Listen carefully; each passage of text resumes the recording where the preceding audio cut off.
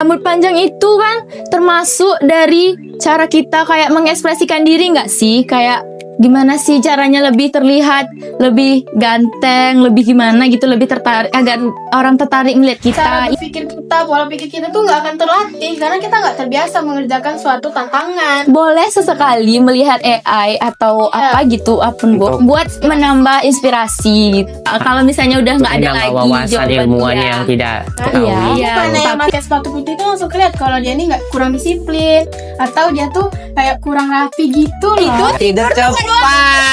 Aduh. Assalamualaikum warahmatullahi wabarakatuh. Halo Semuanya, Welcome to Smamsai Channel. Sekarang kita berada di podcast yang berbeda dengan sebelumnya.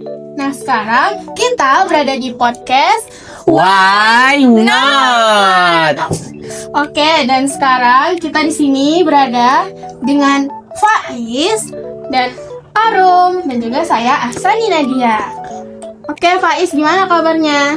Oh, baik banget nih. Kalau kalian gimana nih kabarnya? Aku sih baik. Baik sih, tapi agak sedikit sakit kepala gitu habis belajar fisika ya kan, apalagi Iya, fisika lagi banyak banget. materi yang berumus-rumus yang ribet, hafalan rumusnya, aduh pening banget nggak sih ya kan Nat? Iya, tapi hari ini di kelas aku tuh aku lagi dipusingin sama MTK nih. Wow, ternyata sama-sama MTK tapi berbeda Beda mata pelajaran pelajaran gitu. ya. Betul. Bisa gitu ya. Oke, kita langsung aja nggak sih langsung masuk ke pertanyaan untuk memberi pertanyaan ke Nadia dan Arum. Jadi hari ini teman-teman kita mau membahas seputar lingkungan sekolah dan para pelajar di sekolah. Bagaimana aspirasi para pelajar dan pendapat-pendapat kami masing-masing kepada kegiatan di lingkungan sekolah. Oke, langsung aja. Oke teman-teman, kita langsung aja memberi pertanyaannya ya. Kenapa sekolah sering melarang siswa rambut laki-laki panjang? Why not nilai attitude aja?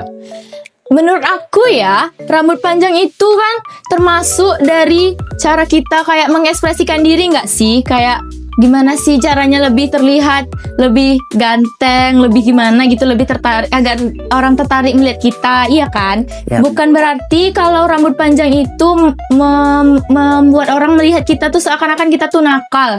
Yang penting kan dari kesopanan kita kan, kesopanan, attitude, dan gimana kita dalam lingkungan belajar kita. Bukan berarti setiap siswa yang berambut panjang itu dia adalah anak yang nakal, tidak sopan. Gitu menurut aku. Tapi apa nggak bener juga kalau aturan itu untuk menjaga keseragaman, dan kalau semua bahas panjang, apa nggak jadi berantakan? Nah, betul tuh. Selain dari pandangan untuk mengekspresikan diri, rambut panjang itu ya, tanpa kita sadari kalau kita nengok orang yang berambut panjang, mungkin kalau rapi oke lah ya. Tapi tuh kan banyak nih orang-orang yang kayak nggak begitu mengurus dirinya. Udah rambutnya panjang, terus nggak rapi lagi. Nah dari situ tuh orang-orang bisa menilai kalau dirinya tuh kayak males lah pokoknya ngapa-ngapain gitu. Nggak bisa berpikir kritis, sedangkan dirinya aja sendiri nggak diurus. Ya, tapi kan rambut panjang itu kan bukan berarti jorok ya kan? Bukan semuanya rambut yang berambut panjang itu tidak bisa merawat rambut.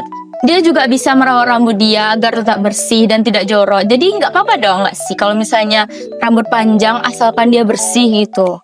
Nah kalau menurut aku itulah alasan kenapa kita di perkuliahan tinggi tuh dibebasin gitu, mau berekspresi kayak manapun. Oh. Soalnya di SMP, di SMA itu kan nggak semua anak-anak itu bisa mengurus dirinya sendiri ya. Iya, kan? karena belum dewasa banget gitu kan. Belum semuanya bisa menilai diri sendiri itu gimana, merawat diri gimana Belum semua gitu. tahu arti kehidupan, terus belum semua tahu kenapa sih aku berpenampilan kayak gini. Iya ya. Orang jadi berpandangannya gini-gini sama aku. Tuh. Jadi kesimpulannya, masalah rambut panjang atau pendek itu tuh kerapian dan sikapnya aja ya guys. Rambut panjang bisa aja diperbolehkan asal bisa merawat dirinya. Oke, langsung next soal berikutnya ya. Kenapa ulangan open book dilarang? Why not? Toh di dunia kerja kita juga pakai Google nantinya.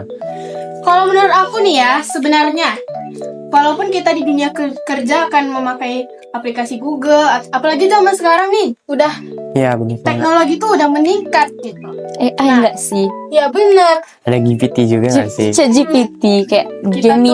tuh punya ulangan karena agar guru-guru itu bisa menilai dari perspektif yang lebih terbuka, di mana orang yang pantas untuk mendapatkan sebuah pekerjaan nantinya di masa depan. Karena nggak mungkin kan kalau misalnya nih semua orang tuh dibolehin, dah tengok aja lah sana ChatGPT gitu. Nanti di dunia kuliah atau kerjanya mereka akan kesusahan.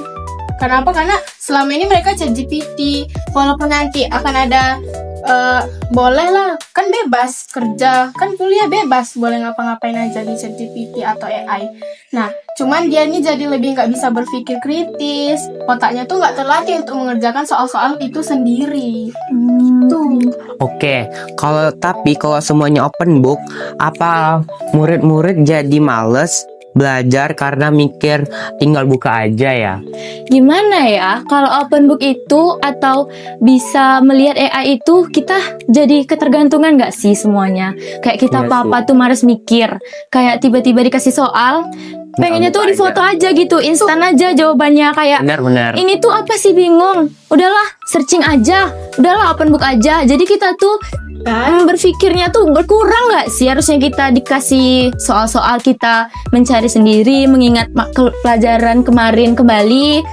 Kita malah pengen yang instan-instan aja. Jadi kan kayak nggak Nah, cocok. dengan kayak gitu tuh cara berpikir kita, pola pikir kita tuh nggak akan terlatih karena kita nggak terbiasa mengerjakan suatu tantangan. Boleh sesekali melihat AI atau Iya. apa gitu open book Untuk buat menambah inspirasi.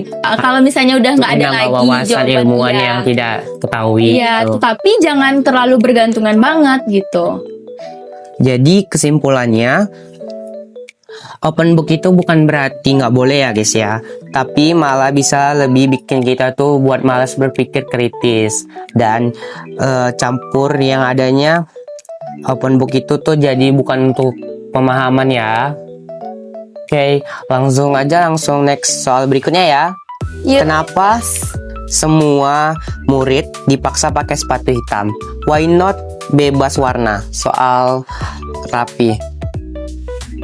Gimana ya, sepatu putih itu bukannya bisa menambah ekspresi kita juga ya, atau membuat kita tuh kayak lebih pede gitu nggak sih? Kayak kita tuh lebih ke fashion, nggak seharusnya kayak kita formal terus. Kita Ya, harus benar. memiliki pendapat kita, kayak harus dipenuhi pendapat kita kayak memakai sepatu putih yang lebih fashionable gitu. Jadi kita tuh nggak bosan gitu ngelihatnya. Terus kan itu juga bisa menambah kerapian kita nggak sih? Tuh. Betul banget ya. Tapi soal warna-warni itu tuh bikin murid bisa lebih ekspresif ya, dan bisa jadi ada yang pamer sepatu mahal nantinya dan malah bisa bikin iri orang-orang. Nah itu dia. Kalau dari sisi kita sendiri, dari hati kita akan lihat, aku tuh lebih pede loh pakai sepatu putih, lebih kece gitu, Iya. kan? Lebih fashionable. Wis. Tapi kita bisa lihat dari perspektif orang lain. Orang-orang yang mungkin tidak mampu atau mereka hanya diperbolehkan sama orang tuanya, udah ya cukup satu sepatu aja gitu. Kita juga perlu peduli terhadap perspektif orang lain karena nggak semua orang itu kehidupannya tuh sama kayak kita. Iya. Kalau kita pengen gitu, kita juga harus memperhatikan mereka. Gimana sih bagi mereka? Oh jadi gitu. Kita harus ngertiin. Nggak semuanya kita harus ikut-ikutan mereka gitu kan, nggak Dan semuanya. juga, ini tuh akan meningkatkan kerapian ya kan? Iya. Tapi mana yang pakai sepatu putih itu langsung kelihatan kalau dia ini nggak kurang disiplin atau dia tuh kayak kurang rapi gitu loh. Biar bisa lebih semangat buat tampil ya gitu. Iya. Jadi mereka tuh tidak ada merasa terdiskriminasi. Jadi gitu. Berarti warna ini bukan masalah utama ya, tapi soal kesetaraan Ya. dan rapinya nih, dan solusi warna fleksibel tapi dengan batasan biar nggak jadi ajang-ajangan pamer. Ya. Flexing. Iya ya, bahasa anak-anak zaman sekarang apa katanya? Flexing. Nggak boleh ya flexing sama Flexing. yang bermerek banget gitu. Iya. Oke, lanjut aja next soal berikutnya ya. Kenapa murid yang aktif di kelas sering dicap caper? Why not dianggap role model? Nih ya, harusnya memang dari mereka itu menganggap mereka murid-murid yang aktif di kelas itu sebagai role model, ataupun kayak membangkitkan semangat mereka untuk bersaing. Kayak misalnya nih Arum. Arum cara bicaranya hebat banget ya. Aku jadi semangat ya, aku pengen jadi kayak Arum gitu.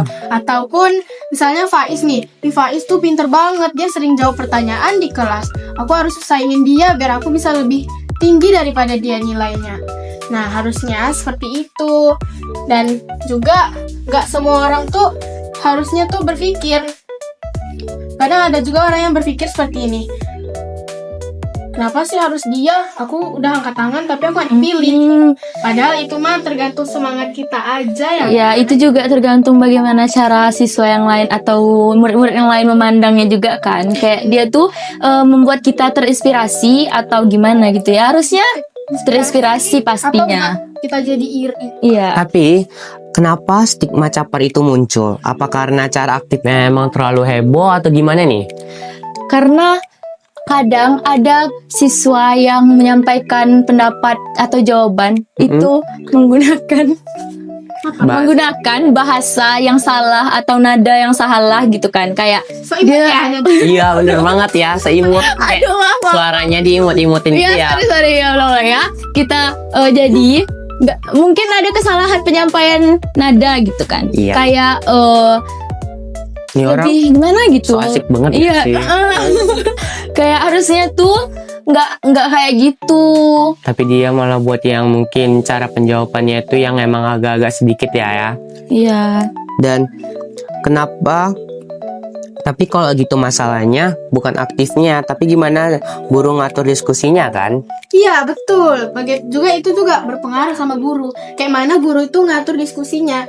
Kalau misalnya nih misalnya nih guru ngatur sebuah diskusi, tapi tuh yang dipilih tuh kelompok itu aja. Ya harusnya yang pakai sistem yang kayak Bisa berganti. iya bergantian atau cabut undi nggak sih? Iya bener banget.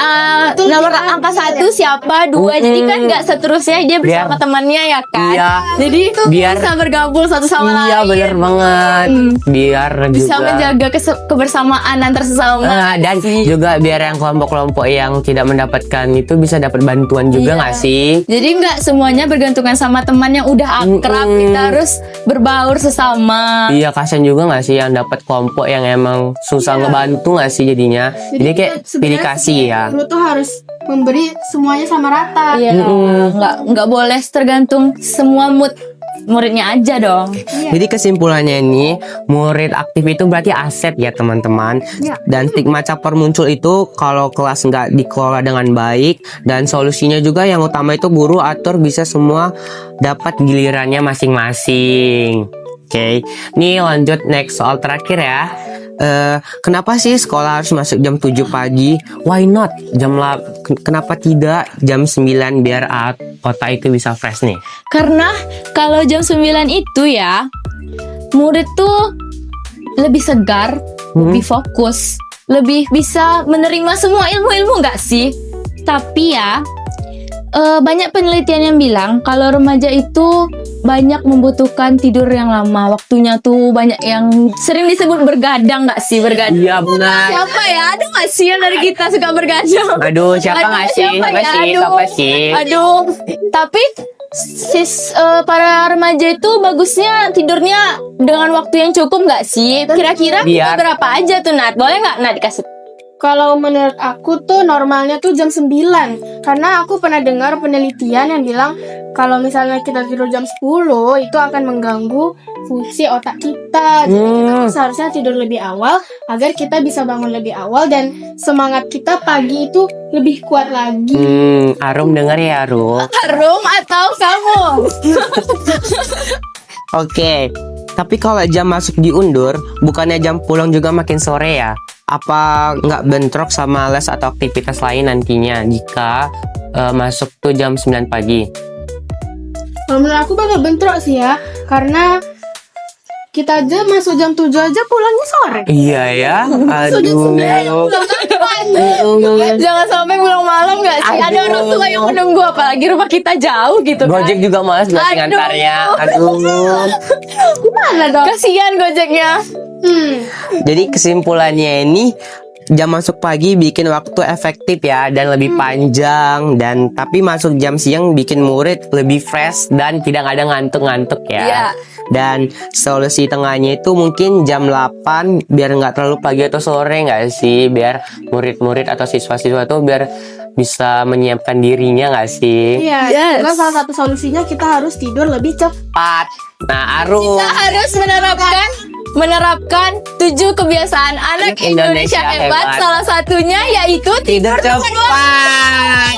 Aduh. Demikianlah diskusi Diskusi kami dari podcast Why not? See you guys. Bye bye.